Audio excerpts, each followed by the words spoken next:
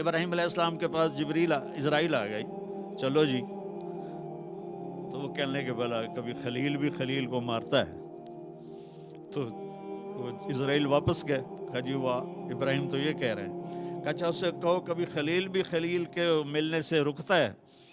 تو انہوں نے کہا جی اوپر سے تو یہی جواب ہے، کہا جلدی کر لے جلے۔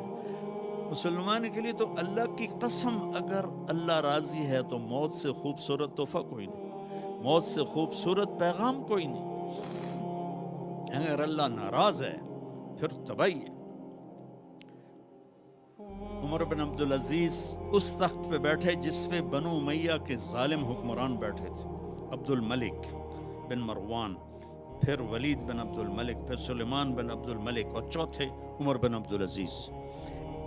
عبد الملک ان کے سگے چچا تھے، عمر بن عبدالعزیز اور عبد الملک بھائی تھے، مروان کے بیٹے تھے۔ تو عمر بن عبدالعزیز نے 2.25 سال حکومت کی، اور 3 بر اعظم میں زکوٰۃ لینے والا کوئی نہ بچا۔ 3 بر اعظم پہ حکومت تھی، جنوبی فرانس سے لے کر شمالی افریقہ تک اور ملتان تک اس بندے کا جھنڈا لہراتا تھا، اور 3 بر اعظم میں زکوٰۃ لینے والا کوئی نہ بچا، کہ پہلے خزانہ اپنا سمجھ کے لوٹتے رہے اور انہوں نے خزانے کو امانت سمجھ کے استعمال کیا۔ تو وہ انہوں نے بلایا شام کے قاضی رجا کو، کہنے لگے دیکھو عبد الملک میرے چچا مرا تھا تو میں اس کی قبر میں اترا تھا تو اس کے چہرے کا رنگ کالا سیاہ ہو گیا تھا اور اس کا چہرہ قبلے سے یوں ہو گیا تھا، اور عبد الملک کی یہ جگہ سرخ تھی سیب کی طرح۔ پھر میں نے ولید کو قبر میں اتارا، وہ اس کی کفن کی گیرا کھول کے دیکھا تو اس کا چہرہ ادھر تھا اور کالا سیاہ تھا۔ پھر میں نے سلیمان کو قبر میں اتارا تو اس کے چہرے کو دیکھا تو کالا سیاہ تھا اور قبلے سے ہٹا ہوا تھا، بلکہ سلیمان کی ڈیڈ باڈی جب قبر کے قریب گئی، ہم قبر میں اتارنے کے لیے کوئی رومال لاتا ہے، کوئی ادھر ادھر حرکت کرتے ہیں تو اس کی باڈی ایسے سے ہلنے لگی، تو اس کے بچوں نے کہا ہمارا ابا زندہ ہے۔ عمر بن عبدالعزیز نے فرمایا زندہ نہیں، قبر کا عذاب شروع ہو چکا ہے۔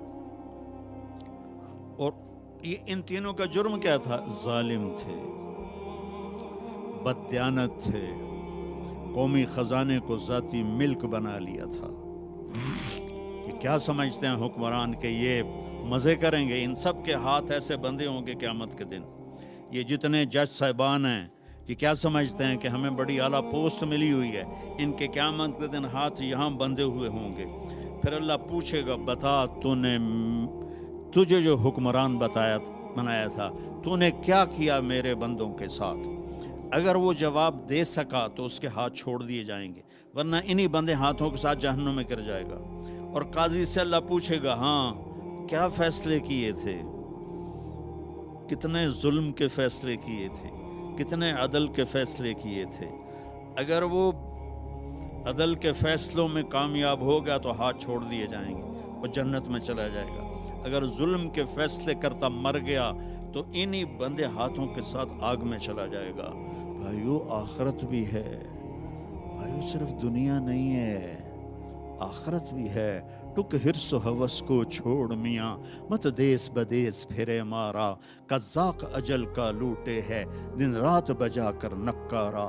کیا بدیا بھینسا بیل شتر، کیا گونی پلہ سر بارا، کیا گیہوں چاول موٹ مٹر، کیا آگ دھواں اور انگارا، سب ٹھاٹ پڑا رہ جائے گا جب لاد چلے گا بنجارا۔ یہ تو رہنے کی دنیا نہیں ہے۔ الدنیا ثلاثۃ ایام، میرے نبی فرماتے تھے میں پاؤں اٹھاتا ہوں تو رکھنے کی امید نہیں ہوتی، سانس اندر لے جاتا ہوں تو باہر نکالنے کی امید نہیں ہوتی۔ تو بھائیو اللہ کے واسطے اپنی آخرت کا سودا نہ کرو،